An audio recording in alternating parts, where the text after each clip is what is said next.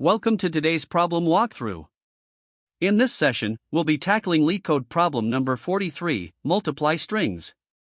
This problem challenges us to implement string-based multiplication without converting the strings to integers directly.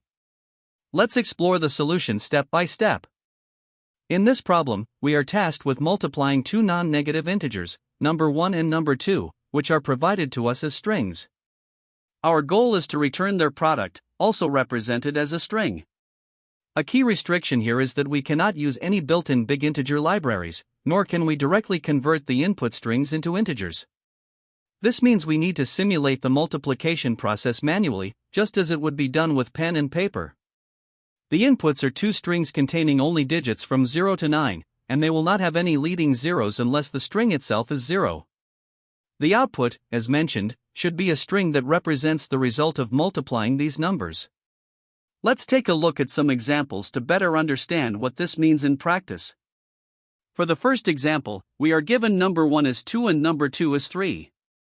The multiplication of these two numbers is straightforward, 2 times 3 equals 6.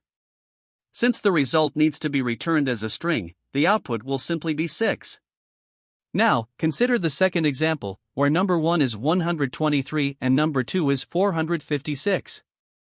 Here, the multiplication involves multiple digits. When multiplying 123 by 456, each digit of one number is multiplied by each digit of the other, and the intermediate results are summed according to their respective place values.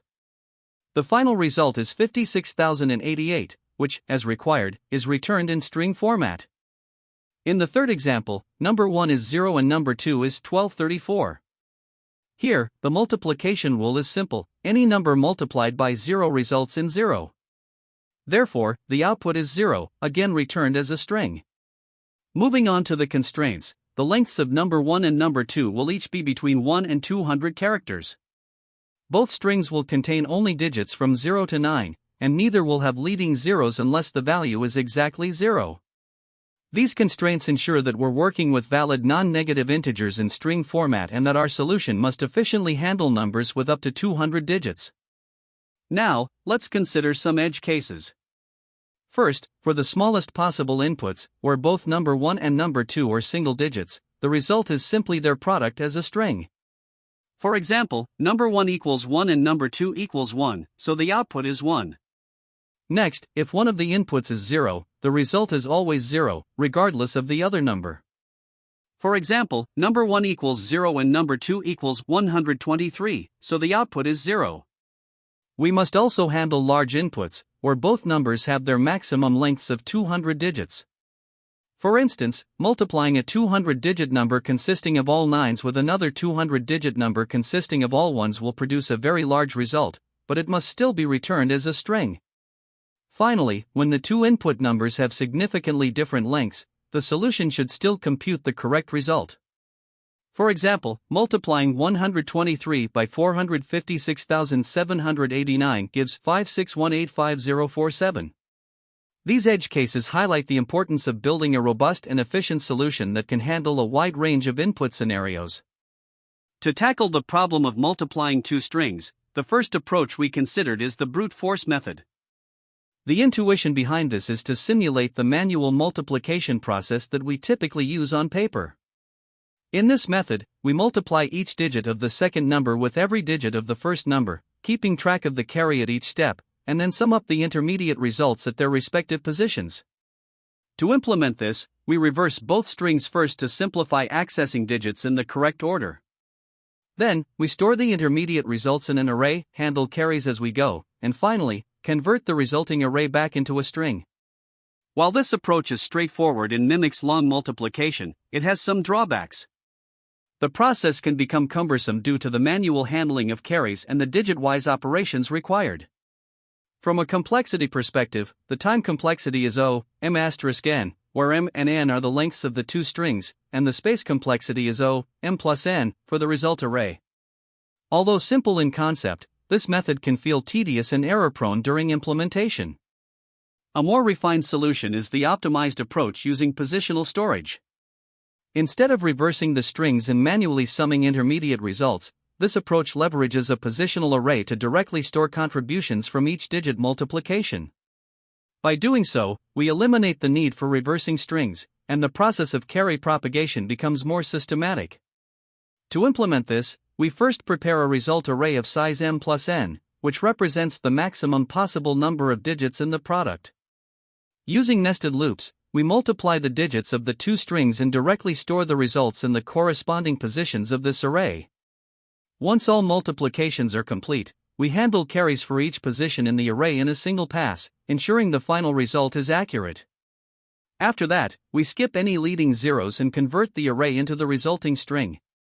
This approach retains the same time complexity of O, m asterisk n, and space complexity of O, m plus n, but the implementation becomes much cleaner and less prone to errors. Additionally, we briefly explored alternatives like converting the strings to integers or using the Karatsuba algorithm. However, converting to integers is prohibited by the problem constraints, and while Karatsuba is asymptotically faster, its implementation complexity makes it less practical for this scenario. Based on our analysis, we chose the optimized approach using positional storage as it strikes the right balance between simplicity, efficiency, and clarity. Unlike the brute force approach, which involves significant manual handling of intermediate sums and carries, the optimized method avoids these pitfalls through its systematic use of a pre-allocated result array. This streamlined approach not only reduces the likelihood of errors but also simplifies the implementation. A few key insights guided this choice. First, the problem boils down to simulating long multiplication, which means we can take advantage of fixed positions in an array to store intermediate results. Second, the maximum size of the result is always m plus n, where m and n are the lengths of the two numbers. This allows us to efficiently allocate the result array upfront. Finally, by deferring carry propagation until after all multiplications are complete, we simplify the process and reduce the risk of intermediate mistakes. These observations make the optimized approach both practical and effective for solving this problem. When weighing the trade-offs between different approaches, the brute force method is conceptually simple but involves redundant operations like reversing strings and manually managing intermediate results. This makes it more error-prone and less systematic compared to the optimized approach. On the other hand, while the Karatsuba algorithm offers faster asymptotic performance, its complexity in implementation makes it less suitable for this problem, especially for the input sizes typically encountered in competitive programming. The optimized approach, therefore, stands out as the best choice. It adheres to the constraints of the problem, avoids unnecessary operations, and directly simulates the multiplication process in a clean and systematic manner. By focusing on clarity and correctness through its use of positional storage and systematic carry handling, this approach not only ensures efficiency but also simplifies the task for developers, making it the most suitable solution overall. This problem focuses on multiplying two large numbers represented as strings, where the numbers can be so large that they exceed the standard integer limits of many programming languages. The challenge is to simulate multiplication as we would do it manually, without directly converting the strings into integers. To achieve this, we start by reversing both input strings. This reversal allows us to work from the least significant digit first, simplifying the digit-by-digit multiplication process. Next, a result array is initialized with a size equal to the sum of the lengths of the two numbers. This array will store intermediate sums at each position, helping us keep track of the contributions of each digit multiplication. The core of the algorithm is a nested loop, where we multiply each digit from number 1 with each digit from number 2. The product is added to the appropriate position in the result array, determined by the indices of the digits. Any overflow or carry is handled by adding it to the subsequent position, ensuring that place values are correctly maintained. Once all the individual digit multiplications are complete, the result array is likely to contain values greater than 9 due to the cumulative sums and carries during the process. To address this, we propagate the carry throughout the array. For each position in the array, we divide the value by 10 to calculate the carry and then add this carry to the next position. The current position is updated with the remainder after the division. This ensures that each position in the array represents a single digit. After handling the carry, the array is reversed back to its original order so that the most significant digit appears first. Any leading zeros that may have appeared during initialization or carry handling are removed to produce a clean result. Finally, the array is converted to a string, which is returned as the final output of the algorithm. This step-by-step approach allows us to handle the multiplication entirely with string and array operations, avoiding any direct conversion to integers. Reversing the input strings is a key step in this algorithm because it aligns the least significant digits of both numbers, just as we would do when performing manual multiplication. This alignment simplifies the indexing and ensures that the nested loops iterate in the correct order without requiring additional adjustments for place values. Using an array to store intermediate results is another critical design choice. It allows us to efficiently accumulate partial sums and handle carries, ensuring that we can accommodate the maximum possible length of the result, which is the sum of the lengths of the two input strings. Carry propagation is essential for correctness. It ensures that no position in the array exceeds a single digit, maintaining the integrity of the result. Additionally, edge cases like multiplying by 0 are handled naturally by the algorithm. For example, if either input is 0, the algorithm returns 0 immediately. The approach also scales well for very large inputs because it operates digit by digit, avoiding the limitations of integer operations. The algorithm relies on specific data structures to handle the large numbers and intermediate results effectively. The input numbers are stored as strings, which allow us to represent arbitrarily large values without worrying about integer overflow. For intermediate results, we use an array to accumulate partial sums and manage carries. This array is sized to accommodate the maximum possible length of the result, ensuring that all place values are correctly accounted for. When analyzing the algorithm's efficiency, the time complexity is O, n*m, where n and m are the lengths of the two input strings. This is because we perform a nested iteration to multiply each digit of number 1 with each digit of number 2. The space complexity is O, n plus m, which stems from the size of the result array. This memory usage is proportional to the maximum possible length of the product, making the algorithm both space and time efficient for this problem. To understand the algorithm in action, let's walk through an example. Consider multiplying number 1 equals 123 and number 2 equals 45. First, we reverse the inputs, resulting in number 1 equals 321 and number 2 equals 54. Then, we initialize a result array with 5 zeros, as the maximum possible length of the product is the sum of the lengths of the two numbers. Next, we multiply the digits. Starting with the first digit of number 1, which is 3, we multiply it by each digit of number 2, adding the products to the appropriate positions in the result array. We repeat this process for the subsequent digits of number 1. After all multiplications, we propagate the carry to ensure that each position in the array contains a single digit. Finally, we reverse the array, remove any leading zeros, and convert it to a string. The output for this example is 5535, which is the product of the two input numbers. This implementation solves the problem of multiplying two strings representing large numbers.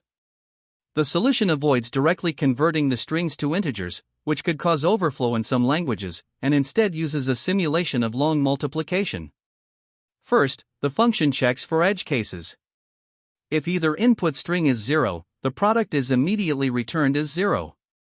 The lengths of the two strings are determined, and a result array of size m plus n, where m and n are the lengths of number 1 and number 2, is initialized to store intermediate sums.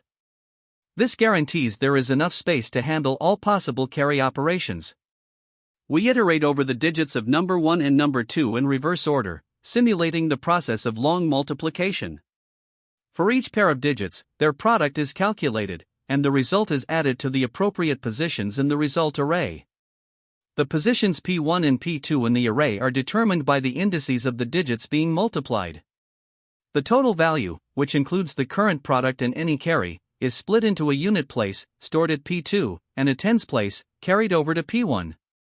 After all multiplications are complete, the result array may contain leading zeros.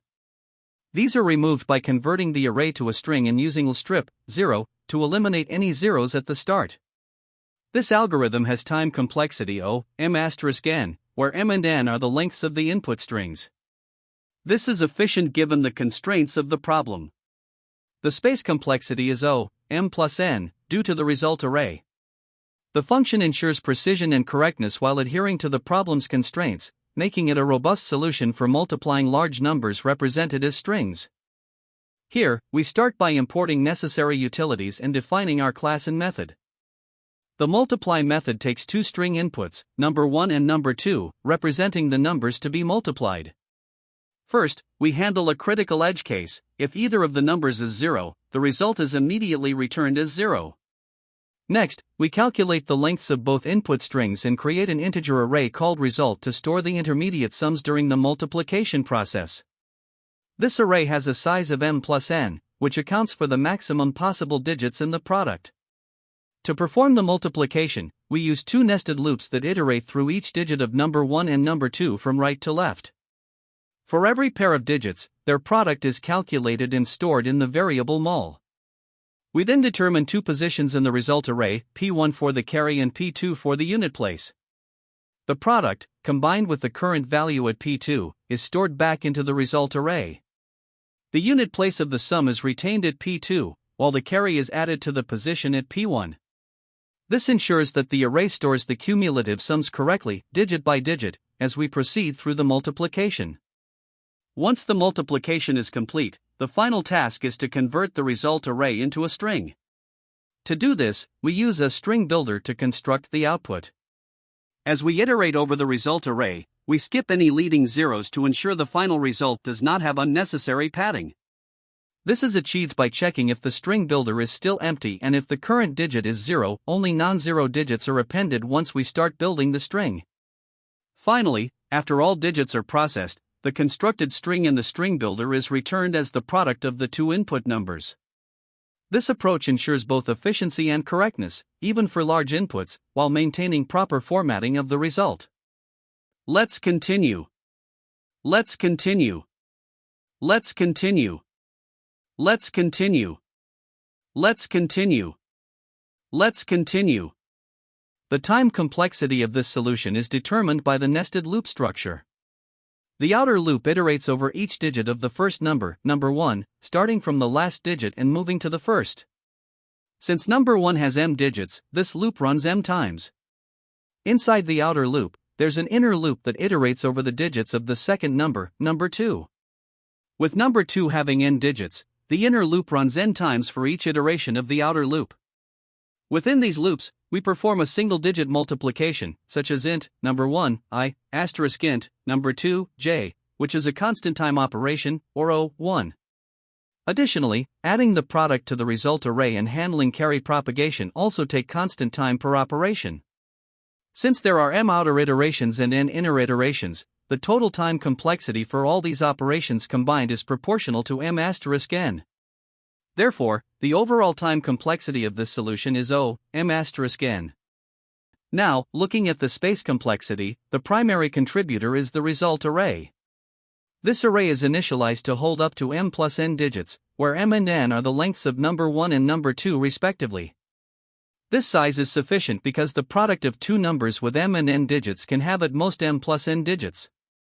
As a result, the space required for this array is O, m plus n. In addition to the result array, the algorithm uses a few temporary variables, such as mul, total, and indices like P1 and P2. These variables occupy a constant amount of space, or O1, and do not grow with the size of the input. Therefore, the overall space complexity is dominated by the result array, leading to a space complexity of O, m plus n. When comparing this approach to a naive solution, the efficiency becomes clear. A brute force method would involve converting the input strings into integers, performing the multiplication directly, and then converting the result back into a string. This process is computationally expensive. Converting the strings to integers would take O, m, and O, n, time for number 1 and number 2. The multiplication of two integers using built-in operations can take O, max, m, n, caret 2, in some cases, depending on the size of the numbers. Finally, converting the result back into a string would take O, m plus n. In contrast, the current solution avoids these costly conversions and leverages digit-by-digit multiplication, which is both more space-efficient and operates in O, m asterisk n, time. This makes the current algorithm significantly faster and more efficient, especially for large inputs. Analyzing the best, average, and worst cases, the time complexity remains consistent at O, m asterisk n, regardless of the specific input values. This is because the algorithm always performs nested iterations based on the lengths of number 1 and number 2, with no shortcuts or variations depending on the digits themselves. Mathematically, the total number of operations can be expressed as m outer iterations multiplied by n inner iterations, with each iteration performing constant time operations. As a result, the total time complexity is O, m asterisk n. Similarly, the space complexity is determined by the result array, which has a fixed size of O, m plus n, and the temporary variables that require only constant space. These complexities are consistent across all cases, making the algorithm both predictable and efficient. One of the most common mistakes when multiplying strings is mishandling the carry during addition. If you forget to add the carry to the next digit, it can lead to incorrect results, especially when working with larger numbers.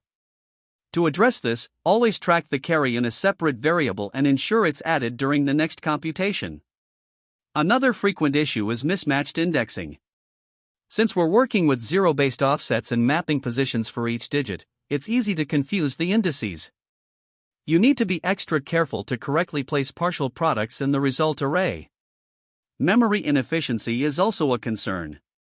Allocating a new list or string for every intermediate step can cause high memory overhead. Instead, use a single result array and update it incrementally.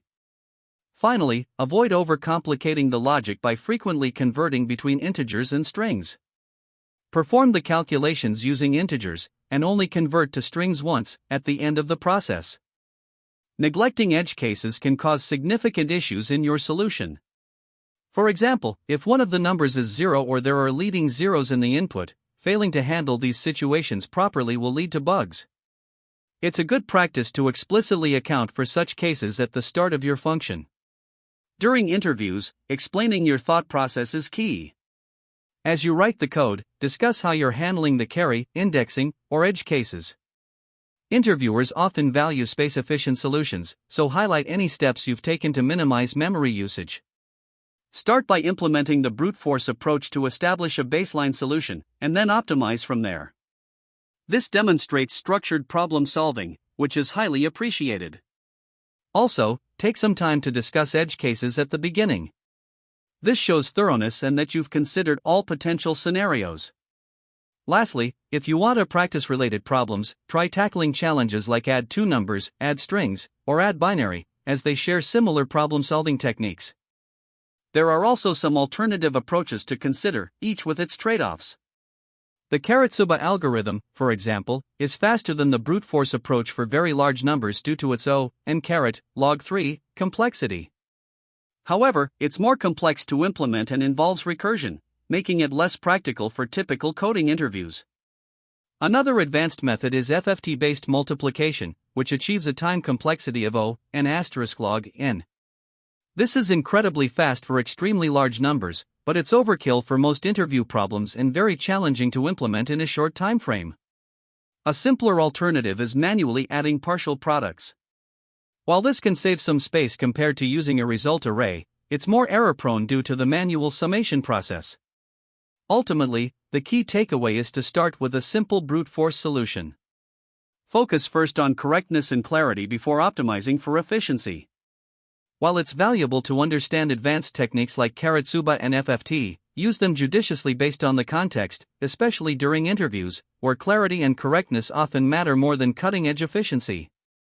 Great job making it to the end. In this session, we tackled multiply strings by simulating manual multiplication. We discussed the brute force approach and its key trade-offs. Remember, practicing problems like this strengthens your understanding of string manipulation and algorithm design. Thanks for watching, and see you in the next session. That's the end of this tutorial. I hope you found this explanation helpful for understanding the solution to this LeetCode problem. If you enjoyed this content, please consider subscribing to the channel for more coding tutorials and solutions. Feel free to leave a like if this video helped you, and don't hesitate to comment with any questions you might have. Thanks for watching, and happy coding!